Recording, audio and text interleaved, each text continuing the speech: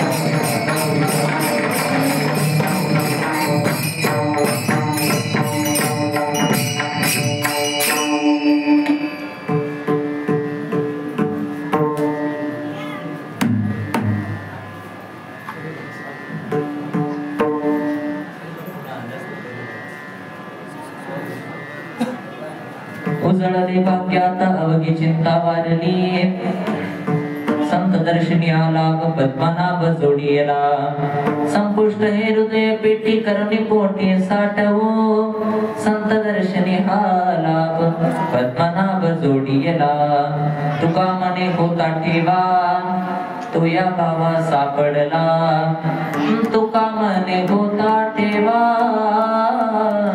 तो या भावा सापडला संत दर्शनी हा लाभ पद्मनाभ जोडीला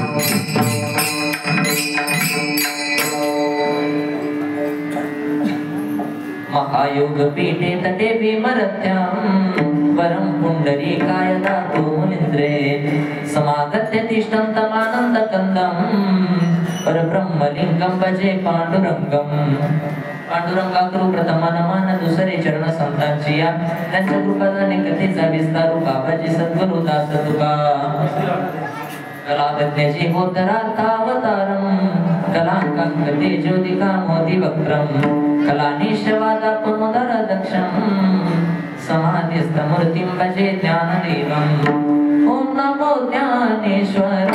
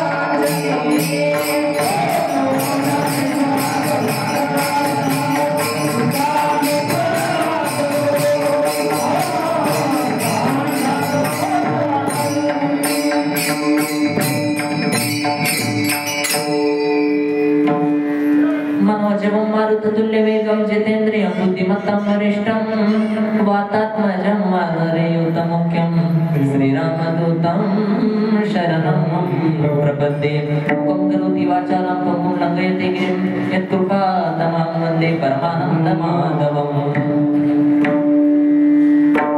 सोनोपं तथा गुणिजनतया मामा से बोलती नामे शंकरो शंकरा शुभकरा निसंग जो संगती। पुण्य श्लोकीचा पुण्य नगरीचा मोती करा शोभतो ऐशा संतवरा शुभकरा नाटे करा वंदितो विठ्ठल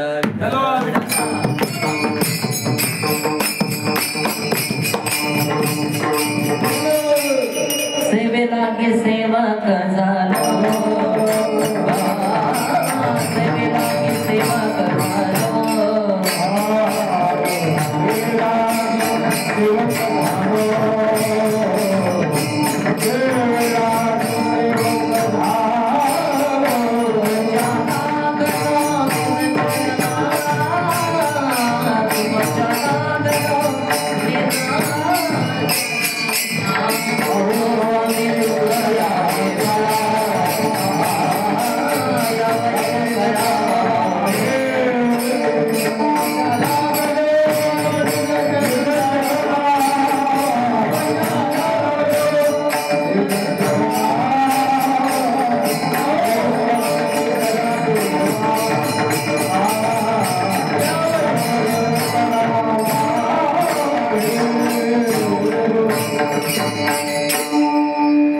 उजळली भाग्याता अवघी चिंता वारली संत दर्शनी आला पद्मनाभ जोडियला। प्रस्तुत प्राप्त प्रसंगी प्राप्त स्थळी कीर्तन रूपी सेवेकरता निवडलेला अभंग आता सर्वांच्या परिचयाचा आहे, सर्वांच्या पाठातला आहे।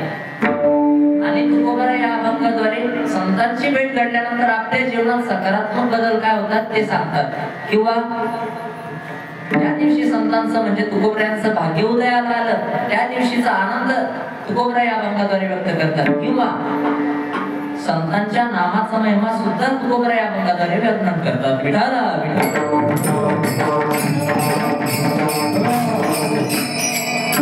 आता कीर्तनाला प्रारंभ करण्यापूर्वी अल्पसा पर्याय देणे अत्यंत गरजेचं आहे, तो म्हणजे बोलताना थोडा विकोप कमी करा।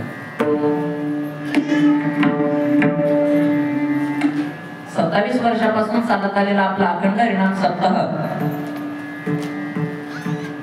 श्री दक्षिणेश्वर मारुती बहुउद्देशीय सेवा भावी संस्था राजनी श्री रामनवमी व हनुमान जयंतीच्या पावन पर्वावर आपण आयोजित केलेला श्री अखंड हरिनाम सप्ताह आणि या सप्ताहामध्ये माझी चौथी कीर्तन वृत्ती सेवा, एकादशीच्या दिवशीची माझी सेवा आणि या सेवेमध्ये मला साथ संगत करणारे आमचे गुरुबंधू असणारे आमचे आता 2 तास ज्यांचे आपले ओठ बोलणारे म्हणजे 2 तास बोट बोलणारे असे असणारे आपले सुशांत महाराज पंढरकर हे असतील, आपले गायनाचार्य ज्यांनी समोर चाल गायकी असणारे आपले गुरुवर्य कैलास बाबा राऊत सरकटे गुरुजी पुन्हा हे सर्व असतील, किंवा मी जिथे आता शिक्षण घेत आहे सध्या Aryan Lahoti Institute of Pharmaceutical Education and Research Centre तिथे कार्यरत असणारे आमचे गुरुवर्य आमचे शिक्षक श्री अंकुश अवचार सर हे असतील, यांच्या सर्वांच्या चरणी नतमस्तक होऊन माझ्या सेवेला सुरुवात करतो, किंवा आमचे गजानन बाबा अवचार ते झाले, आमचे शिवबाई अवचार, किंवा आमच्या सोबत आलेले आमचे गणेश बाबा रेड्डी सर्व असतील, या सर्वांच्या चरणी नतमस्तक होऊन आपले भातार सुलतान विनेकरी पोलीस पाटील कुठे गेले तिथे वेळ होती ते सर्वांच्या चरणी, किंवा अशी समशिष्टी राहते बरं का. आमचे कोण व्यक्तिमत्व असणारे आमचे समशिष्टी माले बाबा सप्ताह कमिटी व सर्वच तुम्हा गावकरी मंडळीच्या मायबापांच्या चरणी विनम्र अभिवादन करून माझ्या छत्रपती शिवाजी महाराजांच्या चरणी विनम्र अभिवादन करून माझ्या सेवेला सुरुवात करतो. विठाला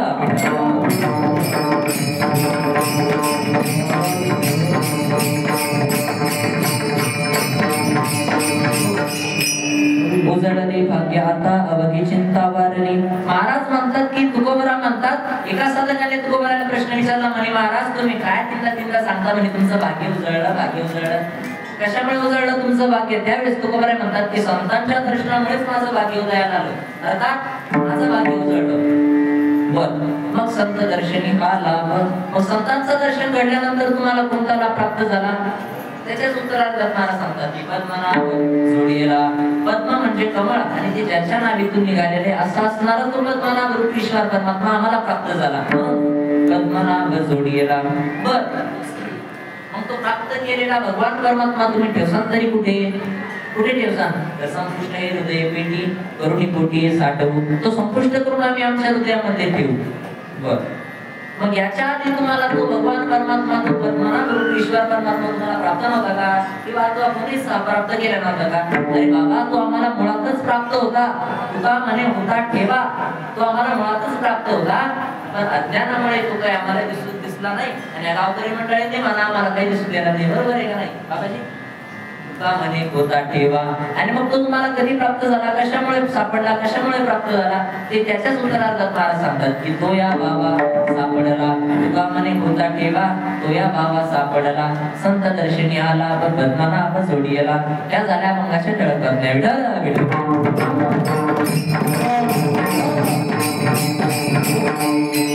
आता महाराज म्हणतात की भाग्य उजळलं पण नेमकं भाग्य म्हणजे काय प्रकार आहे बाबा. भाग्य म्हणजे काय भानगडी नाही ना. आपण ज्यावेळेस लहान होतो बरं का आता जुन्या महिला मंडळांना माहितच आहे. आपण ज्यावेळेस लहान होतो आपली 5वी गाजवली जात असते काय 5वी आणि 5वीच्या दिवशी आपल्या नाळीची पूजा करतात आणि बाळाच्या पाळण्यासमोर एका दिवा लावून ठेवतात जुन्या महिला मंडळ बरं का. एक समय अशी रात्रभर त्या पाळण्याच्या समोर लावून ठेवत असे. आपण जर म्हटलं म्हातारे हा दिवा तो कशासाठी लावलेला आहे त्यावेळेस ते आजी म्हणत होती यार बाळा हा दिवा ही समय आपण याच्यासाठी ते लावलेली आहे की आज रात्री एक देवी येणार आहे. कोण येणार आहे एक देवी येणार. काय त्या देवीचं ना सटवाई सटवी येणार आहे आणि ती रात्रभर बसून या दिवेच्या उजाडामध्ये आपल्या बाळाचं भाग्य लिखाण करणार आहे. त्यावेळेस आपल्याला कुठेतरी जाऊन समजायचं आपल्या भाग्याची पण अशीच कुठून तरी सुरुवात झालेली असते. ती जन्मापासून तर थेट मरणापर्यंत. विठाला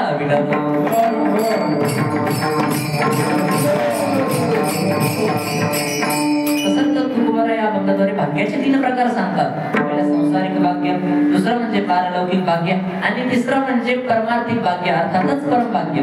चला आपण जरा संसारिक भाग्याचं थोडं विश्लेषण करूया. त्याआधी भजन करा विठाला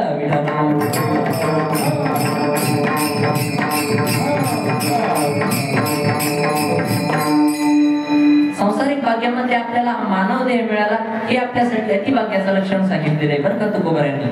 इथे कबीर महाराज सुद्धा म्हणतात बडे भाग मानुष तनु पावा सुर दुर्लभ सब ग्रंथ ही गावा. बडे भाग मानुष तनु पावा सुर दुर्लभ सब ग्रंथ ही गावा. आज मनुष्य देह इतका दुर्लभ आहे महाराज. या देहाची इच्छा स्वतः इंद्र चंद्र देव दानव गंधर्व किंवा ब्रह्मदेव ही करतात. इहलोकीचा हा देह देव इच्छिता ती बाकी किंवा स्वर्गीचे अमर इच्छिता ती देवा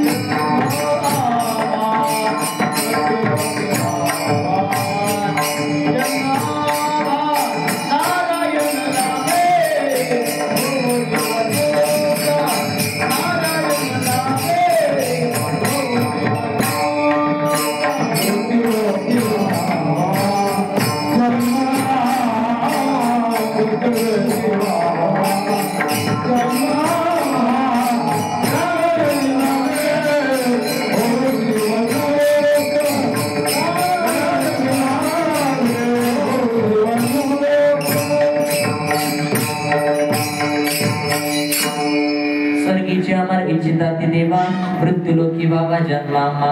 कशासाठी? तर फक्त या नरदेहासाठी. कारण इतका हा आपला नरदेह दुर्लभ आहे महाराज. तर असो, आमचे गुरुनाम गुरु श्री गुरुवर्य परमपूज्य आमचे ज्ञानेश्वर माऊली कोराडे सांगताय की आपल्या हा भारत जायला आपण सध्या ज्या भूमीवर राहतो, आपल्या भारतासारख्या संतांच्या भूमीत सुद्धा आपल्याला जन्म मिळाला, हे सुद्धा आपल्यासाठी किती भाग्याचं लक्षण आहे. बरोबर की बाबाजी?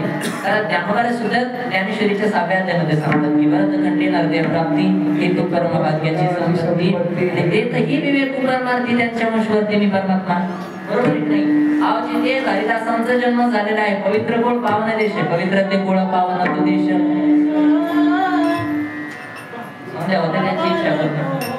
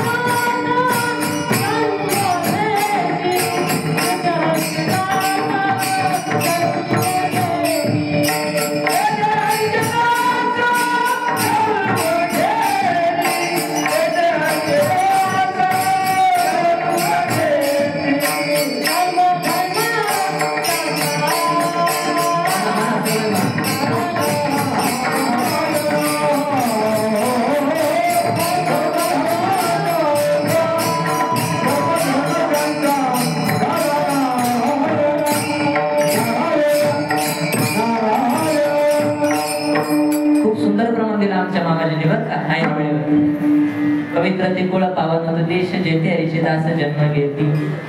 अहो, ज्या भूमीमध्ये आपल्या संतांचा जन्म झालेला आहे, हरिदासांचा जन्म झालेला आहे, किंवा संत तुकोबराय, ज्ञानोबराय, नामदेवराव आदी करून सर्व संतांनी आपली जे भारत भूमी आहे का नाही, आपली सर्व संतांनी ही भूमी पावन पुरुष्य करून ठेवलेली आपल्या चरण स्पर्शाने. अशा या भूमीमध्ये आपल्याला जन्म मिळाला म्हणजे आपण किती भाग्यवान आहे. बरोबर आहे की महिला मंडळ? आपण किती भाग्यवान आहे. बरं ते जाऊ द्या, तुम्हाला सांगतो 2020 पासून तर 2023 पर्यंत एक महासंकट आलं होतं. त्या संकटाचं नाव काय? त्यांना काय गाडी सर्वांच्या आमचे झोपल्यात काय नाही ना? बरं का? त्या संकटामध्ये महाराज महिला मंडळ माणसं गरीब, आता मुंग्या गरीब माणसं मेली का नाही? बोला कसं बोला महाराज. काही लांबचा नाही, जास्त तब्येतीचा नाही का? आता जर शेणाच्या रांगे पण उकडल्या महाराज, नाही तर मागच्या महिन्यात, आता या 2 महिन्याच्या अगोदर त्या भांबावेल होत्या. कशामुळे तुम्हाला माहिती का बाबाजी? मोबाईलवर टीव्हीवर एकच न्यूज येते ना, की लाडकी बहीण बंद होणार. आता ते जर उकडल्या, बरोबर आहे. कारण लाडकी बहीण नवऱ्याची देईन, हा लाडकी बहीण नवऱ्याची देईन, ती योजना डोक्यात शिरली. कोणाच्या? यांच्या. ती योजना डोक्यात शिरली, ती योजना डोक्यात शिरली रे, याची कपाशी गवताना धरली. आहे का नाही? बरं असो, सर्वांच्या ध्यानात आहे. बरं, अहो त्या संकटाच्या वेळी, त्या महासंकटामध्ये मुंग्या गणित माणसं मेली महाराज, पण त्या संकटातून फक्त आपणच कार्य केलेलो आहोत आणि इथे बसून कीर्तन श्रवण करीत आहोत. म्हणजे मग आपण किती भाग्यवान आहेत. बरोबर एक नाही महाराज? तेच मला तुम्हाला सांगायचंय. विठाला विठाला.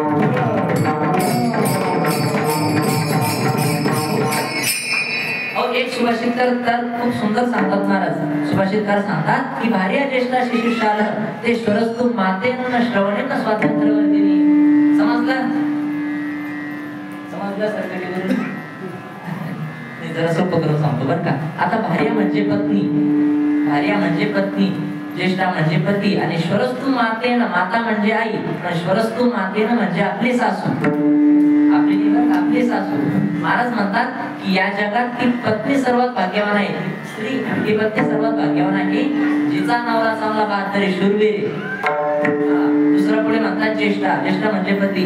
महाराज म्हणतात की या जगात तो पती सर्वात भाग्यवान आहे ज्याची पत्नी आज्ञाधारी म्हणजे पतीचा ऐकणारी आहे. बरोबर एक नाही? आणि तिसरा म्हणजे महाराज सांगतात या जगामध्ये तो जावई सर्वात भाग्यवान आहे ज्याची सासू सुगरण. सुगरण म्हणजे माहिती आहे ना? सुगरण म्हणजे काय? ज्याची सासू सुगरण आहे. सुगरण म्हणजे स्वयंपाक विधीमध्ये अत्यंत पटायची असणारी. जरा तुम्हाला प्रथम सांगतो, महाराज म्हणतात या जगातली पत्नी सर्वात भाग्यवान आहे कोणती जिचा पती शूरवीर आहे बहादर आहे. आता आमच्या इकडे एक कुमारगडी सांगतो महाराज दुसऱ्या बाजारामध्ये गेला हॉटेलमध्ये गेला हॉटेल मालकाला म्हणतो बहादर सांगतो बरं त्या शूरवीर कशी आताची हॉटेल मालकाला म्हणतो हॉटेलमध्ये गरम काय तो म्हणे चहा आहे कॉफी येते नाही म्हणे आणखी गरम काय तो म्हणे अरे पुरी भाजी मिसळ पाव आहे तो म्हणाला आणखी गरम काय समोसे कचोरी आहे तो म्हणाला नाही आणखी गरम काय तो म्हणे इसतोय काय म्हणे इसतोय त्याच्या मनात आता तो म्हणाला हॉटेल मालकाचा सुद्धा पारा चढला महाराज त्याने एक चिमटा घेतला भट्टीत घातला आणि भट्टीतून एक आता इस्तवाचा खडा घेतला पेटीमध्ये मांडला आणि याच्या समोर टेबलावर आणून ठेवला. त्याच्या मनात आता खातो तो शूरवीर बहादर असा त्यानं आपल्या खिशातली बिडी काढली ते इस्तवाच्या खड्याला लावली मोडत निघून गेला. अशा आत्ताचे शूरवीर आहे महाराज विठाला विठाला. महाराज म्हणतात की ज्येष्ठा म्हणजे तो पती सर्वात भाग्यवान आहे ज्याची पत्नी आज्ञाधारी आहे म्हणजे पतीचा ऐकणारी आहे. आता पहिल्या काळी कसं होतं महिला मंडळ पहिल्या स्त्रिया पहिल्या बायका आपापल्या नवऱ्याचं ऐकत होत्या कधीच्या पुन्हा पहिल्या काळी असं होतं बाया जर कीर्तनाला बसले डोक्यावर पदर घेत होते राहू राहू आता या जगात तो पती सर्वात भाग्यवान आहे ज्याची पत्नी आज्ञाधारी आहे म्हणजे पतीचा ऐकणारी बरं का. आता आमच्या इथं का परवा दिवशी एका बाबानं आपल्या पत्नीला 5 तोळ्याचा सोन्याचा हार करून दिला. किती तोळ्याचा बाबाजी आता सोन्याचे भाव काय आहे तुम्हाला सर्वांनाच माहिती तुम्हाला अगं सोरा शेट्टाचा तंबू माहेरात चालली कुठं ते हार घालून जाते म्हणे सोरा शेट्टाचं बेबी त्यानंतर चोर किडनॅप करून धरून आणून म्हणे कशाला सोन्याचा हार घालते घरीच ठेव पतीचं ऐकलं का नाही तशीच गळ्यात हार घालून गेली पण एका मागच्या लक्षच ठेवलं महाराज बाई अशी आंदोलनामध्ये जाऊ दिली जेच बाई झाली आणि चांगली शिंदे महाराज सोन्याचा हार काढून घेतला तिच्या मनात हार कसा वाचवायचा सुशांत बाबा हार कसा वाचवायचा म्हणे बर तिने युक्ती केली. आता चोर त्याच्या मागे लागला ती चोराला म्हणते अरे मेल्या आज बाजारात हार नेऊन निघला ना याची मुठभर फुटाने सुद्धा येणार नाही का कारण ते हार नकली आहे म्हणे. मग तुझी आणखीन चौथळा तो म्हणे नकली हार घालते आमची फसवणूक करते म्हणे नकली दागिने घालून आम्हाला फसवती मग तो लय चालली महाराज बरं मग खाणू द्या. चोराने तिचा हात त्याला तो त्याच्या मागे लागला मग आता तर नावाला शात आहे महिना मुख बसवून महाराज ती म्हणते माम्याने इतकं मारलं मग माझ्या नावाला सारखं मारलंच नाही बाय किती भाग्यवान पुढे महाराज म्हणतात या जगात तो जावई सर्वात भाग्यवान आहे ज्याची सासू सुगरण आहे सुगरण बरं का. आता आमच्या इथं कार्यकर्त्याची सासू आली आपल्या जावयासाठी त्या सासूने सुंदर स्वयंपाक केला. जावई रात्री घरी आला आपल्या धुतली चहा पाणी झाली जेवायला बसला पहिला घास घेतला आणि लगेच आपल्या पत्नीला आवाज दिला म्हणे चंद्रकले इथली सोडून बरं का तिथं कोणाचं नाव आहे का काय होत नाही इथली सोडून म्हणे चंद्रकले इकडे म्हणे खरं सांग आज भाजी तर आईनं केली का नाही म्हणे हो माय पण तुम्हाला कसं कळालं काय नाही म्हणे सोबत आणि ते रोज भाजी काळी केस निघायची आज पांढरी केस निघाली म्हणे विठाला आता तो सर्वांना कळालं का नाही सरकारी गुरुजी भार्या ज्येष्ठा शिशुशाला ते स्वरस्तु मातेन श्रवणेन स्वातंत्र्यवर्तिनी इति श्लोकस्य संबोधिता दे भाग्यवान विठाला असो मला तुम्हाला सांगायचं तात्पर्य असं आहे तुम्ही संसारात व्यापारात नोकरीत कुठेही जा तुम्हाला भाग्याची साथ पाहिजे महाराज किंवा मग तुम्ही एखादा व्यवसाय चालू केला नोकरी चालू केली पण जर तुमचं भाग्य जर तुमच्या सोबत नसेल तुमचं भाग्य जर तुमच्या सोबत नसेल तर तुम्हाला होणारा जो लाभ आहे तो शून्य लाभ होईल. चला तुम्हाला सांगतो माझे ज्ञानोबा सुद्धा ज्ञानेश्वरीच्या 3ऱ्या अध्यायामध्ये सांगतात भाग्याचे निमित्ते बुद्धिमानीचे निमित्ते हे समृद्धी जात पैसे करणे किंवा तुकोबराय तर खूप सुंदर सांगतात की व्यवसाय ते निमित्त आणि फळ दिसे विठाला विठाला. चला तुम्हाला एक दृष्टांताद्वारे सांगतो.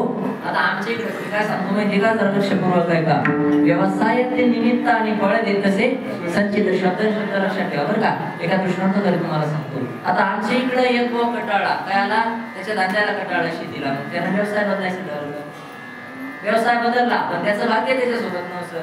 आमच्या इथे एक मासे विकणारा माणूस यायचा बरं का महिला मंडळ मग त्या दिवशी म्हणत होता हाच धंदा करायचा आपण पण तो त्याला विचारू लागला म्हणे काय मावशे तुम्हाला नाही बरं का तो म्हणाले तुम्ही एक मासा केवढ्याला विकता तो म्हणे छोटा असेल तर 25-30 रुपयाला मोठा असेल तर 50 रुपयाला म्हणे बरोबर आहे का नाही तुम्ही आपण पण हाच धंदा करायचा पण याचं भाग्य याच्या सोबत नव्हतं आजच त्या नावाडे बरोबर मासे धंद्यात जात होता महाराज पण याचं भाग्य याच्या सोबत नव्हतं.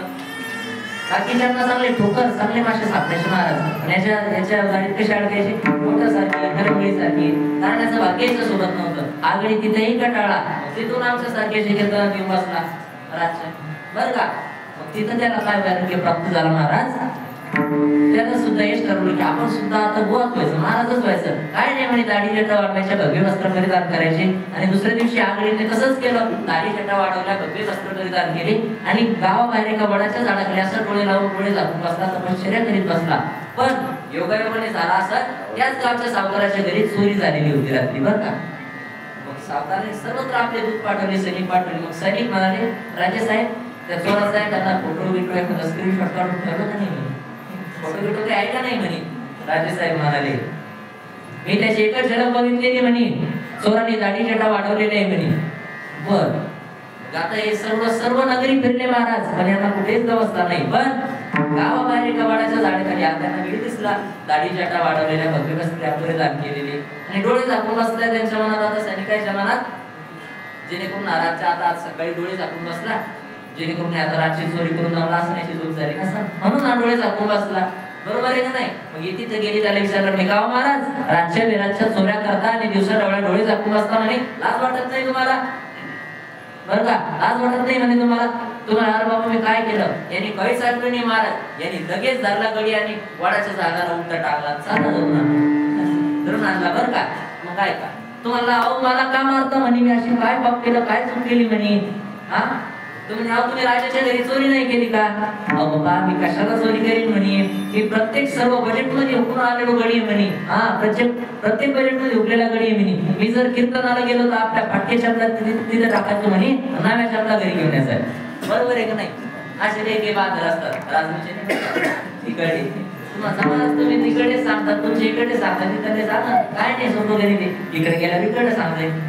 बरोबर आहे की बाबाजी. बरं तो म्हणजे अहो मी प्रत्येक बजेट मध्ये उठलेला गडी आहे म्हणे, मी जर कीर्तनाला गेलो तर आपल्या चपला तिथे ठेवायचो, मी चांगल्या नव्या चपला घरी घेऊन यायचो म्हणे. अहो जर मी तमाशाला गेलो तर बाहेर कडे फेकून आणायचं म्हणे. हा जर मंदिरात देवाच्या दर्शनाला गेलो तर आपला बरोबर लाईट खिशात घेऊन तिथं लावलं, देवाचं चालू लाईट घरी घेऊन यायचं म्हणे. अहो मी काहीच पाप नाही केलं म्हणे, मी सर्व बजेट मध्ये उठलेला गडी आहे म्हणे. बरं असू द्या. मग तो म्हणा, मग तुम्ही ते डोळे झाकून का बसले. मग तिथे त्यांनी पहिल्यापासून त्याची कथा चालू केली म्हणे. अहो करना तो क्या करना, खेत में गया तो झाका झुका मछली पकड़ने को गया तो लांगा लूंगा, और जब साधु बन गया तो तुमने उठा इष्टागा बोले तो क्या करूं विठाला विठा. मला सांगायचं तात्पर्य असं आहे महाराज, त्या मनुष्याने किती व्यवसाय बदलले, किती धंदे बदलले, पण त्याचं भाग्य त्याच्या सोबत नव्हतं. बरोबर आहे का नाही.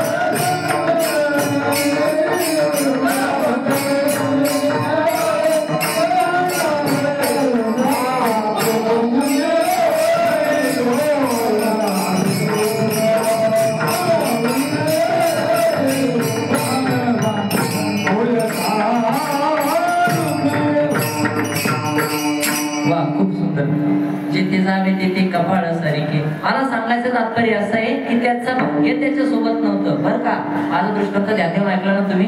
दृष्टांत संपला, आता सिद्धांताकडे जरा लक्ष द्या. मला सांगायचं तात्पर्य असं आहे, त्या मनुष्याने किती व्यवसाय बदलले, किती नोकऱ्या बदलल्या, पण त्याचं भाग्य त्याच्या सोबत नसल्यामुळे त्याला शून्य लाभ झाला, त्याला काहीच लाभ झाले नाही महाराज.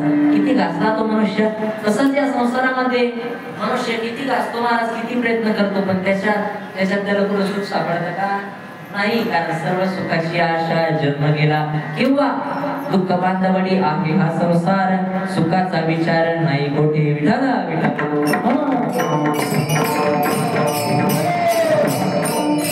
हेच मला तुम्हाला सांगायचं की संसारामध्ये तीळ मात्र सुद्धा सुख नाही महाराज, बरं का. अहो आता जसे भाग्याचे 3 मुख्य प्रकार पडतात तसेच आपलं नवीन लग्न झाल्यानंतर सुद्धा लग्नाच्या 3 वर्षात 3 वाक्य बदलती महाराज आपली बायको. संसारामध्ये तुम्हाला सांगतो महाराज, पहिल्या वर्षी एकदम नाजूक बोलणार. आता ज्यांचं नवीन लग्न झालेले त्यांना काही अनुभव नाही, ज्यांचं लग्न झालेलं आहे, ज्यांची केस डोळे झालेले त्यांना विचारा, बाबा त्यांना विचारा. हा, पहिल्या वर्षी अगदी नाजूक बोलणार. हो बाबाजी बरोबर आहे का? अहो ऐकलं का? पहिल्या वर्षी बरं का अगदी नाजूक बोलणार. हो ऐकलं का? दुसऱ्या वर्षी फुटले का कान? ऐकू येतं का? बस. तिसऱ्या वर्षी फुटले का कान? गेले का गडदात? कारण संसारामध्ये सुख नाही. आता ज्यांचं नवीन लग्न झालेलं आहे त्यांना तो अनुभव नाही. आता ज्यांचं लग्न जवळ 50-60 वर्ष झाले त्यांना विचारा.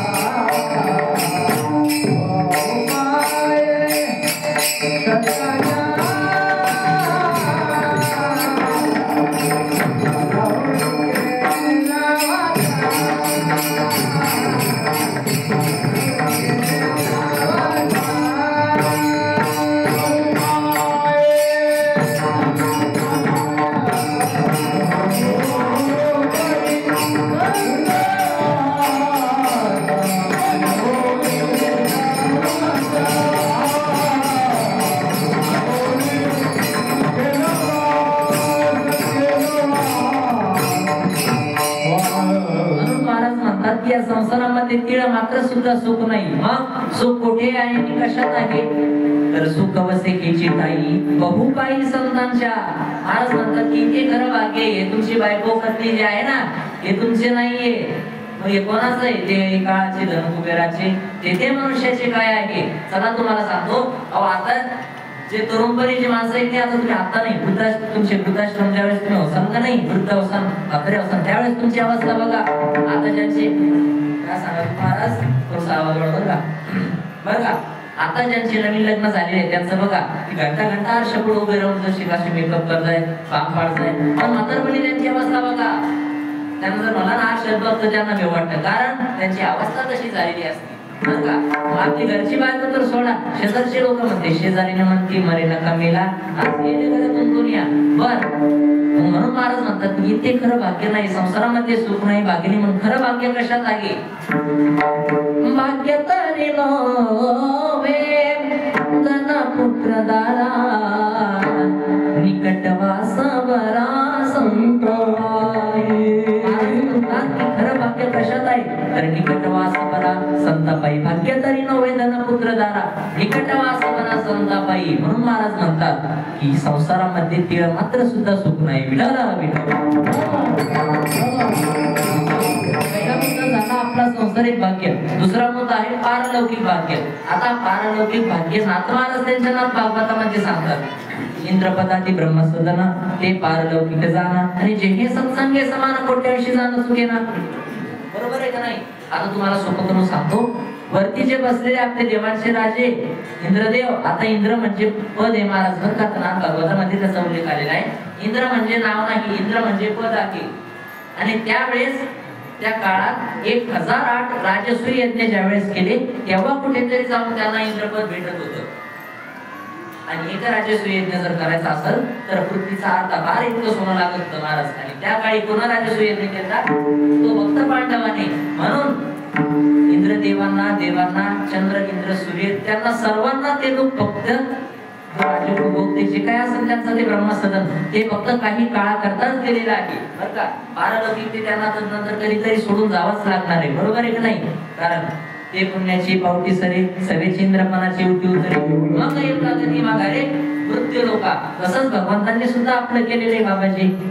काय भगवंतांनी सुद्धा आपलं असंच केलेलं आहे. हा देह सुद्धा आपला नाही, हे धन सुद्धा आपलं नाही. मग कोणाचं आहे हे मग कसे सांगितलंय. देह काळाचे, धन कुबेराचे, ते मनुष्याचे काय आहे. तर नंतर आपल्याला सुद्धा हे सोडूनच जावं लागणार आहे. त्याला महाराज म्हणतात पारलौकिक भाग्य. विठ्ठल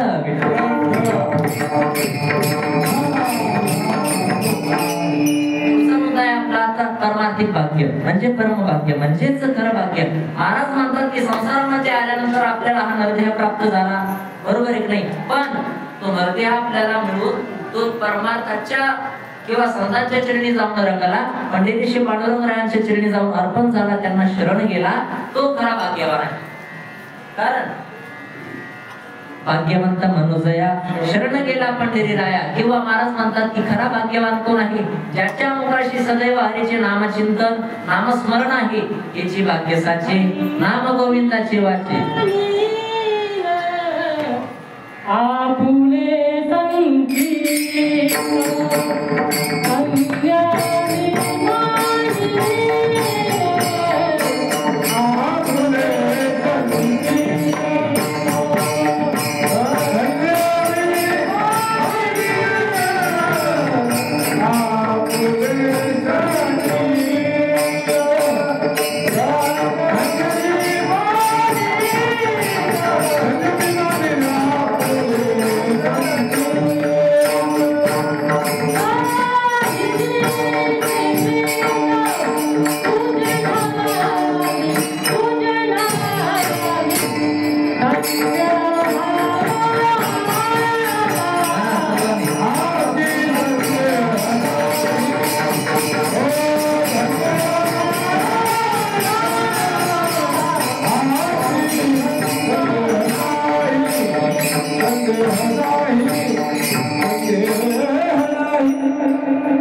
संगीत महाराज तर सांगतात. आता तुकोबरांनी कोण सांगितलेली महाराज की खरा भाग्यवान कशाला म्हणायचंय, कोण सांगितलेली की खरा भाग्यवान कसा ओळखायचा, ज्याच्या घरी सदैव हरीचे नामचिंतन भजन पूजन चाललेलं आहे असं समजायचं तो भाग्यवान आहे. कसा भाग्यवान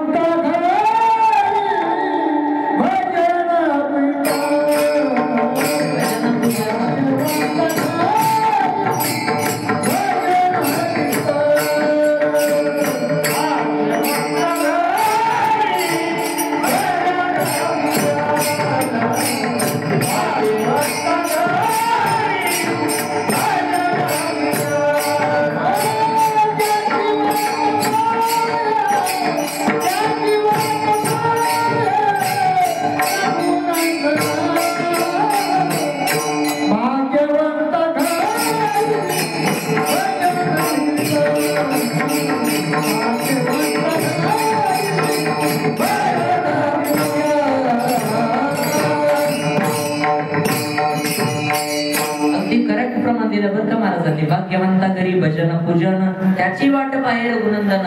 म्हणून महाराज म्हणतात की यालाच खरं भाग्यवान म्हणतात. पण अशा भाग्यवंतांचं ज्या दिवशी संत तुकोबरायांना दर्शन घडलं त्यावेळेस महाराज म्हणतात की आज माझा दिवस भाग्याचा आहे आणि आज माझं भाग्य उजळलं. ते कधी सांगतात अभंगाच्या प्रथम चरणात. उजळले भाग्य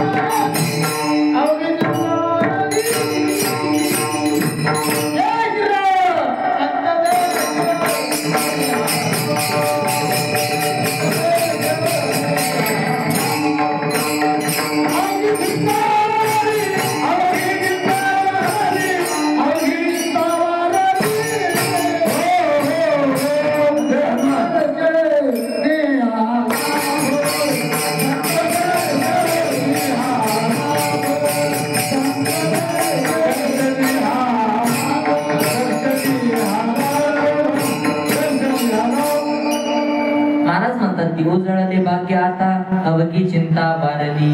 माझ्या जीवनातली अवघी 84 लक्ष योनीची जी चिंता आहे ती आता नाहीशी झाली आहे. कारण आज माझं भाग्य उजळलेलं आहे. कारण महाराजांना संतांचं दर्शन घडलेलं आहे. महाराज कधी घडलेलं आहे? महाराज म्हणतात की माझे सद्गुरू माझ्या स्वप्नामध्ये आले. कधी आले? तर माघ शुद्ध दशमी पाहून गुरुवार केला अंगीकार तुका म्हणे. माघ महिन्याच्या शुद्ध दशमीच्या गुरुवारी माझे सद्गुरू माझ्या स्वप्नामध्ये आले आणि त्यांना काय नाव सांगितलं? बाबाजीच्या त्यांनी असं नाव सांगितलं आणि मला अंगीकार करून मला मंत्र दिला. कोणता मंत्र दिला? तर मंत्र दिला कृष्ण हरी. आणि काय मागितलं? भोजनामागती तुप पापशेर पडीला विसर स्वप्ना माझी. पण मग आता खरं निश्चित आहे महाराज, भोजनासाठी पावशेरच तूप का मागितलं? किलो 2 किलो सुद्धा मागत होता ना. आता तूप म्हणलं की चूप, बरोबर आहे नाही? हा, भोजनासाठी पावशेरच तूप का मागितलेले? कारण महाराज म्हणतात की भोजनामागती तुप पावशेर पडीला विसर स्वप्ना माझी. आता पावशेर म्हणजे किती बाबाजी? 1 किलोचे समान 4 भाग केले तर येणाऱ्या 4थ्या भागास पावशेर म्हणतात. बरोबर आहे का नाही? तसंच भगवंतांनी सुद्धा आपल्या असंच केलेलं आहे. मन बुद्धी अहंकार आणि चित्त येणारा जो 4था भाग आहे तो चित्त, ते चित्त माझ्या सद्गुरूंनी मला मागितलेलं आहे. कारण माझं चित्त कसं आहे? मृदू सभागे नवनीत तैसे सज्जनाचे चित्त. माझं चित्त तुपासारखं आहे. आता नवनीत म्हणजे तूप. माझं चित्त कसं आहे? तुपासारखं आहे. आणि असं तुपासारखं माझं चित्त माझ्या भगवंतांनी माझ्या सद्गुरूंनी मला मागितलेलं आहे. कारण माझं चित्त कुठे आहे? तर चित्ती बैसले चिंतन नारायण नारायण. किंवा माझे चित्त कुठे रंगलेले आहे? माझे चित्त तुझ्या पायात. माझे चित्त तुझ्या पायात.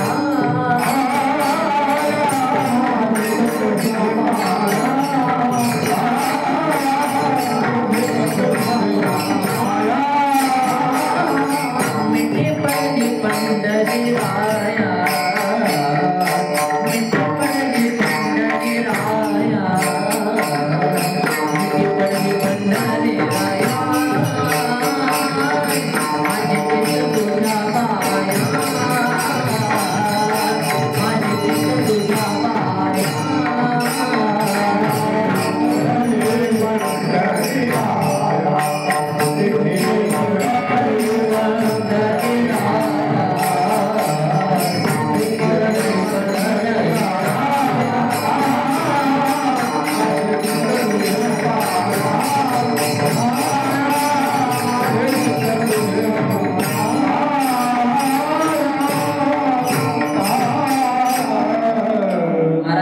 की माझं चित्त तुपासारखं आहे. माझं चित्त कुठे रंगलेलं आहे? तर माझे चित्त तुझ्या पाया. मिठी पडली पंढरी राया. हेच महाराज अभंगाद्वारे सांगतात. विठाला महाराज म्हणतात की आज माझं भाग्य उजळलेलं आहे. माझ्या जीवनात अवघी चिंता नाहीशी झालेली आहे. कारण माझं प्रारब्ध मी चुकवलेलं आहे. पण बाबाजी तुमच्या माहितीसाठी सांगतो, प्रारब्ध कधी कोणाला चुकलं का? प्रारब्ध कधीच कोणाचं चुकत नाही महाराज. हा, प्रारब्ध क्रियमान संचिताचा भोग. चला तुम्हाला सांगतो, ज्यावेळेस शरपंजरी पडलेल्या भीष्माचार्यांनी प्रभू श्रीकृष्णाला प्रश्न विचारला, म्हणजे परीक्षित राजा, आता शुकाचार्य परीक्षित राजाला सांगतात महाभारताची कथा. शुक सांगत असे परीक्षिता, ऐक महाभारताची कथा. शरपंजरी पडला भीष्म तत्वता, पाकी पाप उगाना अस्तिका. शरपंजरी पडलेल्या बाणाच्या शय्येवर पडलेल्या भीष्माचार्यांनी प्रश्न विचारला, म्हणजे काकू देवा, वसुदेवा, श्रीकृष्ण देवा, माझे 100 जन्म मला चांगल्या प्रकारे माहित आहे. माझ्या 100 जन्मामध्ये मी एकही सुद्धा पाप केलेलं नाही, तरी सुद्धा तुम्ही मला एवढा भयानक मृत्यू का दिला? त्यावेळेस सांगतात की महाराज हे काय नाही, प्रारब्ध आहे, तुमचे प्रारब्धाचे भोग आहे. प्रारब्ध कशाला म्हणतात महाराज? पूर्वी जन्म केले जे आता वाईट कृत्य वाईट कर्म आहे, या जन्मामध्ये आपल्याला फळ रूपाने प्राप्त होतात, ते आपल्याला भोगावंच लागतात, त्याला प्रारब्ध म्हणतात. श्रीकृष्ण म्हणतात की भीष्माचार्यजी, पितामह भीष्माचार्यजी, मागच्या जन्मात तुमचे 100 जन्म तुम्हाला सर्व माहित आहे, पण 101व्या जन्मी तुमचा जन्म कोणाचा होता? एका सैनिकाचा होता. आणि ज्यावेळेस तुम्ही युद्धाला चालले होते, लढाईला चालले होते आणि आक्रमण असा रणघोष झाला, तुम्ही युद्धाला पळत सुटले आणि पळत असताना तुमच्या वाटेत तुमच्या समोर असा एक सरडा आडवा आला. एक सरडा आडवा आला आणि तो सरडा तुम्ही आपल्या पायाखाली कुसरू नये म्हणून असा भाल्याच्या डोक्यावर घेतला आणि बाजूला फेकला. पण जेणेकरून तो वाचेल, पण तुम्हाला पुढची कथा माहित नाही. तो सरडा वाचला नाही. तो कुठे जाऊन पडला? काट्याच्या फासावर जाऊन पडला. कारण अनाज तीच कथा तुमची. बरोबर आहे की नाही बाबाजी? प्रारब्ध भीष्माचार्याला सुद्धा चुकलं नाही. केव्हा याच्या पुढचं सांगतो श्रीकृष्णासारखे वैभव बंदी शाळेसह वसुदेव किंवा चार पुत्र त्या दशरथा अंतकाळी होता किंवा वियोग घडला सीता देवी प्रारब्ध क्रियमान संचिताचा भोग किंवा आपल्याला किंवा एखाद्याला आपल्यापेक्षा जास्त उत्पन्न निघत असेल, त्याला जास्त अन्नमान धन होत असेल तर असंच समजू नका की तो भाग्यवान आहे. त्याच्या प्रारब्धातच ते गेलेला आहे.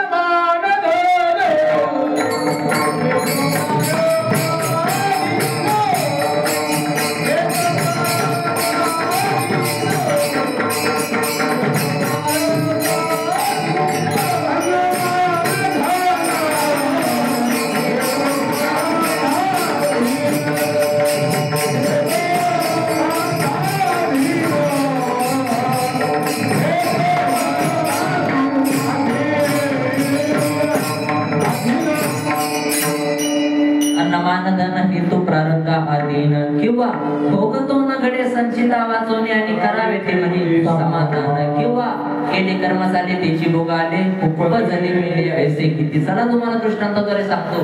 अहो राजसभेत बसलेल्या धृतराष्ट्राने प्रश्न विचारला म्हणे संजया, अरे असं मी कोणतं पाप केलेलं आहे जेणेकरून माझे शंभर माझ्या डोळ्यात एकदा मिळे आणि मी हे सुद्धा जन्मात झालो, असं काय पाप मी केलंय माझ्या जन्मात मला सांग. कारण संजयाकडे दिव्य दृष्टी होती बाबाजी. त्यांनी ताबडतोब सांगितलं म्हणे महाराज तुम्ही आता धृतराष्ट्र आहे, तुम्ही आता जन्माला आले, पण मागच्या जन्मात तुम्ही एक राजपुत्र होता, शिकारीसाठी तुम्ही गेला होता, पण तुमच्या हाती एकही शिकार लागलेली नाही. कोणाचा पारा चढला महाराज तुम्ही रागवले आणि तुमच्या भात्यातला एक बाण तुम्ही काढला आणि तो अग्निबाण करून असा एका पर्वताच्या टोकाला आणला. पर्वताला आग लागली महाराज, पर्वत जळू लागला, पण त्या पर्वताच्या कडेला अशा एका कपरात एक सर्पिन जमलेली होती.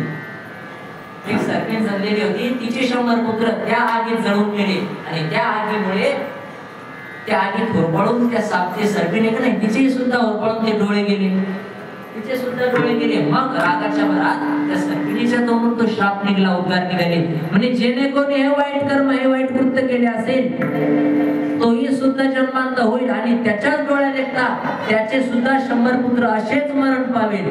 कारण तुम्ही जसे कर्म करसाल तसेच तुम्हाला ते भोग भोगावे लागणार. कारण केले कर्म झाले त्याची भोग आले उपजले मेले ऐसे किती. विठाला विठाला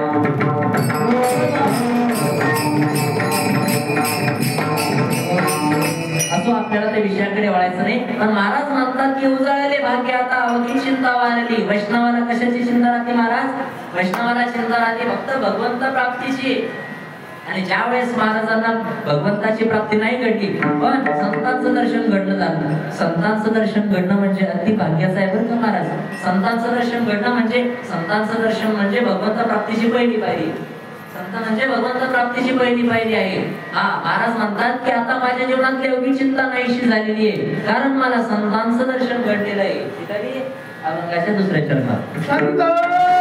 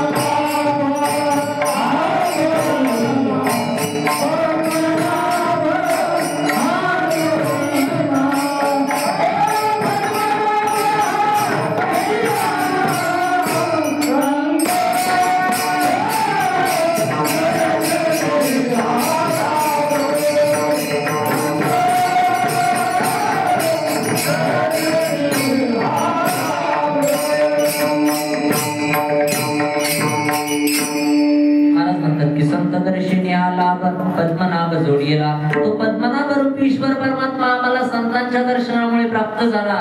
कारण हा लाभ आहे, संतांचं दर्शन घडल्यानंतर हा लाभ आपल्याला प्राप्त होतो. पण तुमच्या माहिती करता सांगतो, संतांचं दर्शन एवढ्या सहजासहजी घडत नाही महाराज. चालता चालता तुम्हाला एक वेळेस भगवंताची प्राप्ती होईल, भेट होईल. पण संतांची सुखे सेवावे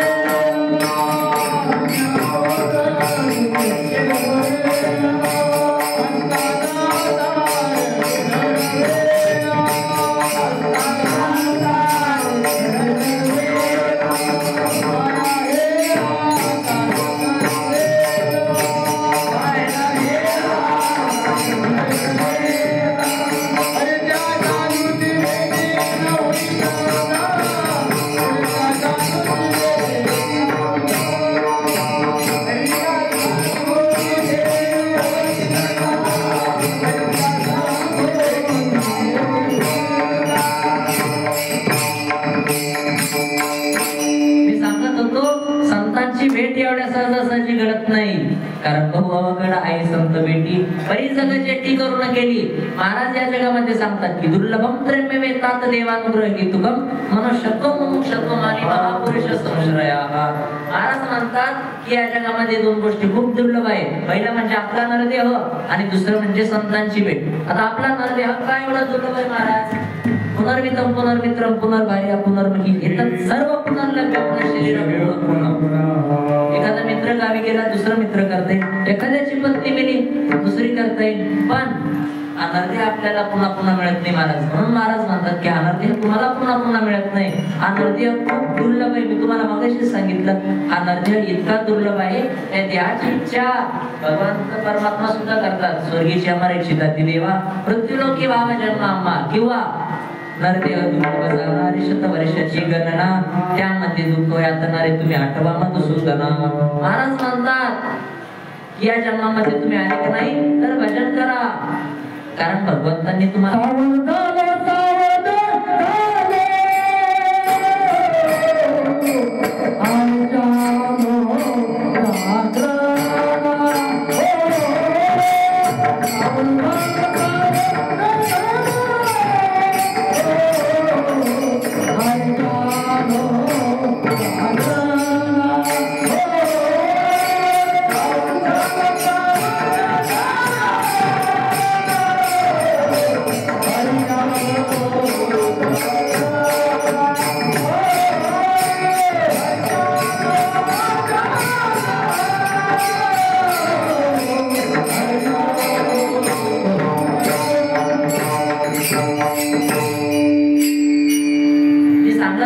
भगवंतांनी आपल्याला नरदेह कशासाठी दिलेला आहे तर भजन कीर्तन भगवंताचं नामस्मरण करण्याकरिताच भगवंतांनी आपल्याला हा नरदेह दिला आहे. देवी दिला भजना गोमटा तो या झाला पांडवादिकेचा. पण आपलं उलट आहे, आपल्याला वाटतं आता 5-10 वर्षाचा गडी झाला, आपल्याला वाटतं आता कुठं आपले खेळायचे दिवस पुढं भजन करू. 20 वर्षाचा होतो, युवक होतो, युवावस्थेत येतो, पुढे किशोरावस्थेमध्ये येऊन त्याचं लग्न होतं. 25 वर्ष होते, 28व्या वर्षी त्याला लेकरं बाळ होता, 35व्या वर्षी तो आपले सुरक्षित जीवन जगण्यासाठी धडपड करतो महाराज. 40 वर्ष होते, 45, आता 45व्या वर्षीची हेडलाईट जाते, 50व्या वर्षी ते सिरियन जाते आणि 60व्या वर्षी साठी बुद्धिनाट्य होऊन जाते बरं का. मग महाराज म्हणतात की तुम्ही भजन कधी करसाल? अल्पायुष्य मानव देह शतक निलेते अर्धरात्र काय, त्यामध्ये बालत्व पीडा रोग क्षय आणि काय भजनाचे उरले ते पाहिजे का. म्हणून महाराज म्हणतात या जन्मामध्ये आल्यानंतर भगवंताचं नामचिंतन करा, नामस्मरण करा. विठ्ठल विठ्ठल विठ्ठल. म्हणून महाराज म्हणतात की एवढा आपला नरदेह दुर्लभ आहे. चला पुढे महाराज सांगतात की संतांची भेट होणे सुद्धा खूप दुर्लभ आहे. बहु अवघड आहे संत भेटी, बरी जग जेटी करून केली. संतांची भेट एवढ्या सहजासहजी होत नाही. पण ज्या दिवशी तुम्हाला संतांची भेट कळेल असं समजा तो दिवस तुमचा धन्य आहे. धन्य आजी दिन संत दर्शनाचा, अनंत जन्मीचा क्षीण गेला किंवा धन्य आजी दिन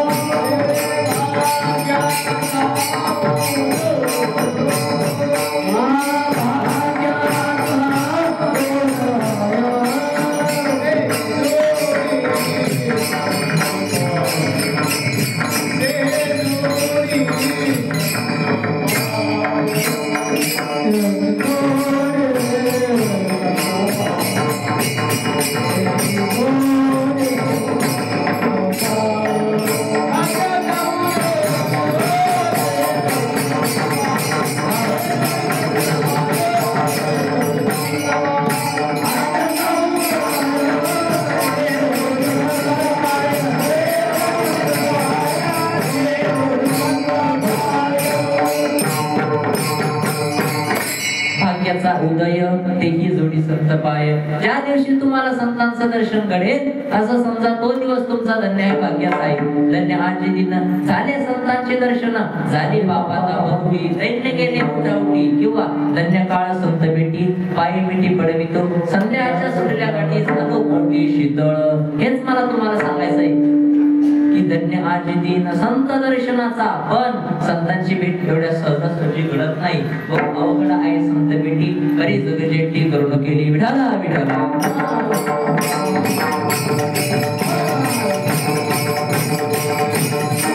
म्हणून महाराज म्हणतात की संत दर्शनी लाभ पद्मनाभ जोडियाला. अहो पद्मनाभ रूपी ईश्वर परमात्म्याचा लाभ आपल्यालाच नाही, सर्वत्र सर्व जनतेला, सर्व वारकरी पंथाला, सर्वांनाच प्राप्त करून देण्यासाठीच या जगामध्ये संतांनी अवतार धारण केलेला आहे बरं का.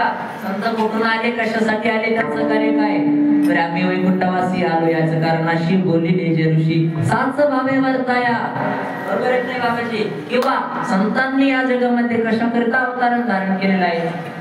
तरी अवतार तुम्हा धराया कारण उद्धारायाचा नजर जीवा. आता जन्म जीवांचा उद्धार करण्याकरता संतांनी या जगामध्ये ब्रह्ममूर्ती संत जगी अवतार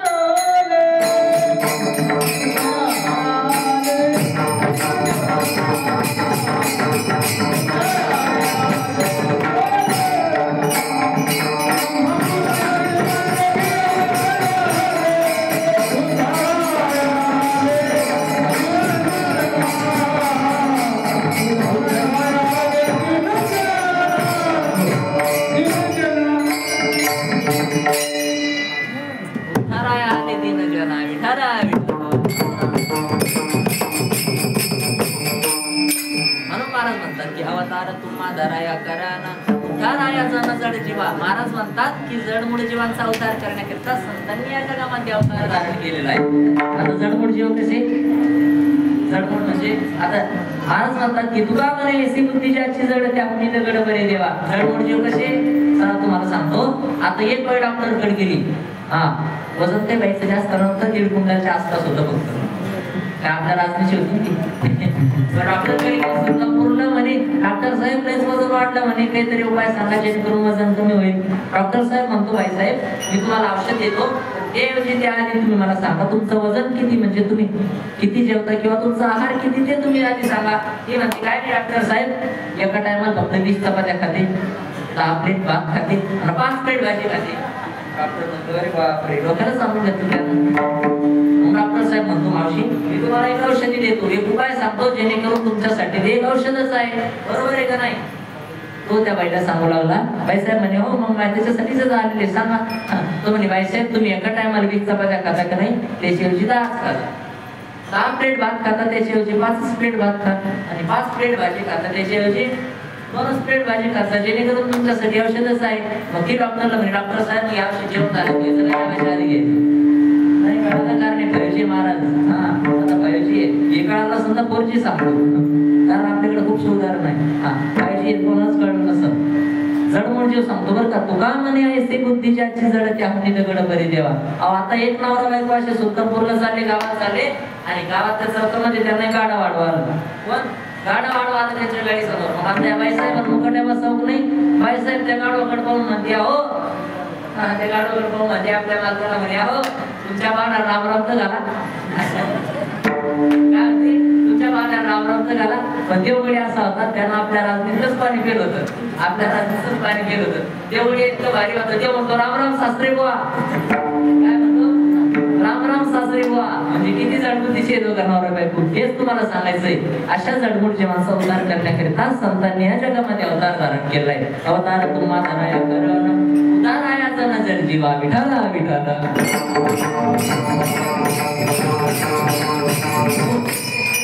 मग तो साधक तो उभा राहिला म्हणाला अहो तुमचं भाग्य उजळलं, तुमच्या जीवनातली अवघी चिंता आता नाहीशी झालेली आहे. हा तुम्हाला संतांचं दर्शन घडलं, तुम्हाला पद्मनाभ रूप ईश्वर परमात्मा प्राप्त झाला. पण मग तुम्ही साठवलेला तो भगवान परमात्मा कुठे ठेवसा. तर संपुष्ट ही हृदय पेटी करुणी पोटी साठवू.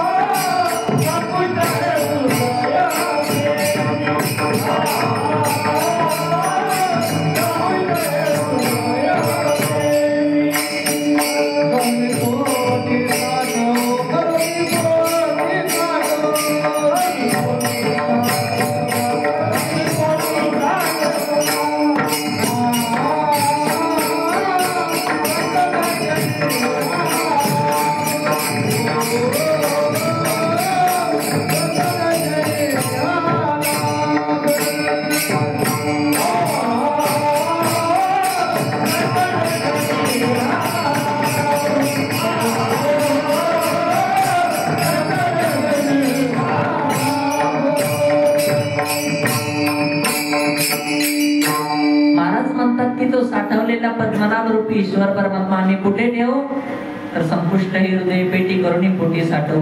संपुष्ट करून तो आम्ही आमच्या हृदयामध्ये ठेवू किंवा जनाबाई सारखं करू. आपला कमाल हृदय बंदी खाना केला, हृदय बंदी खाना केला, हात विठ्ठल कोंडीला हो धरेला पंढरीचा चोरा, धरेला पंढरीचा चोरा.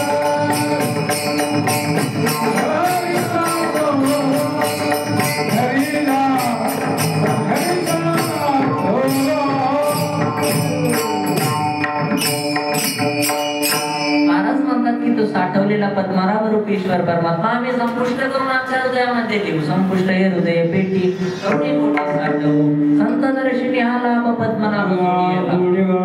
मग तो त्या साधकाने तुकोबारांना प्रश्न विचारला म्हणे तुकोबाराय अहो तुमचं सगळं खरं आहे पण कोणी प्राप्त केलं नव्हतं का? हा तुम्हाला प्राप्त नव्हतं का? तेव्हा तुकोबारे म्हणतात अरे बाबा तो आम्हाला मुळातच प्राप्त होता पण अज्ञानामुळे तो काय आम्हाला दिसू शकला नाही. मग तो तुम्हाला कधी दिसला तर तो भावामुळेच आम्हाला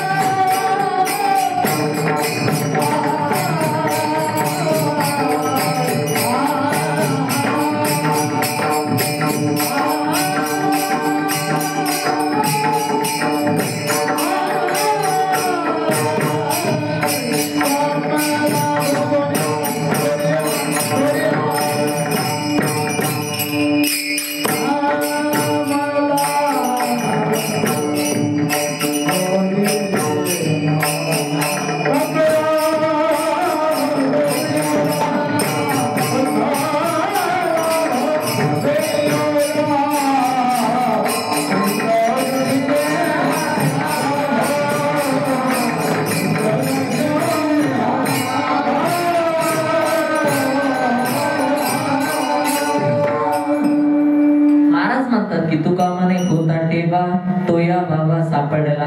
अरे बाबा तू आम्हाला मुळात प्राप्त होताच, पण अज्ञानामुळे तो काय आम्हाला दिसू शकला नाही. मग तो तुम्हाला कशामुळे प्राप्त झाला किंवा कधी प्राप्त झाला? तर ज्या वेळेस आम्ही आमचा भावयोग्य संतांच्या चरणी ठेवला, संतांच्या चरणी लावला, तेव्हा कुठेतरी जाऊन त्या भावामुळेच आम्हाला भगवंत प्राप्त झाला. तो भगवंत भावामुळेच आम्हाला सापडला.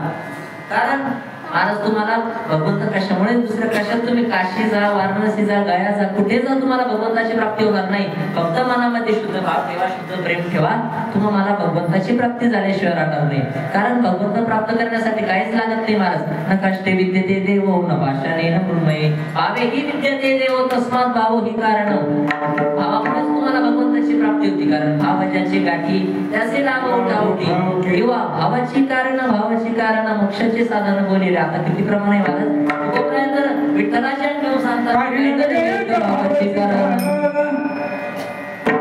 काही नरगे एक भावाची कारण तुका म्हणे आन विठोबाची. म्हणून महाराज म्हणतात की तो या बाबा सापडला, तो या बाबा सापडला, तो या बाबा सापडला, तो या बाबा सापडला.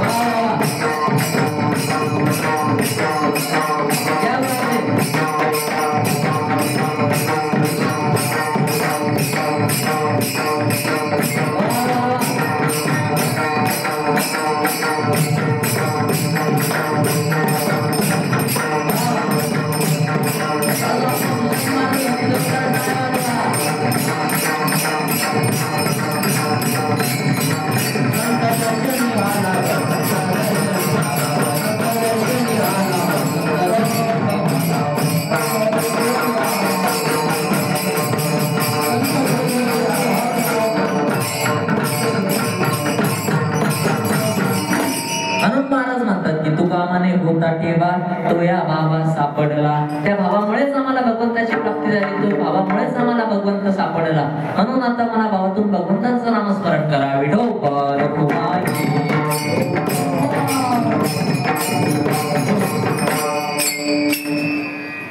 आता मी कीर्तन चालू झाल्यापासून तुम्हाला म्हणलं का भगवंताचं नामस्मरण करा, टाळ्या वाजवा. म्हणलो काय आज माय तू खांबाट टेकून झोपली, मी म्हणलो तू रूप म्हणून नाही ना माझा डोळे उघड. सर्वांनी मना भावातून सर्वांनी हातवरी करा, सर्वांनी हातवरती करा आणि भगवंताचं नामस्मरण करा, टाळ्या वाजवा. तू मेरे हरी का नाम विठ्ठल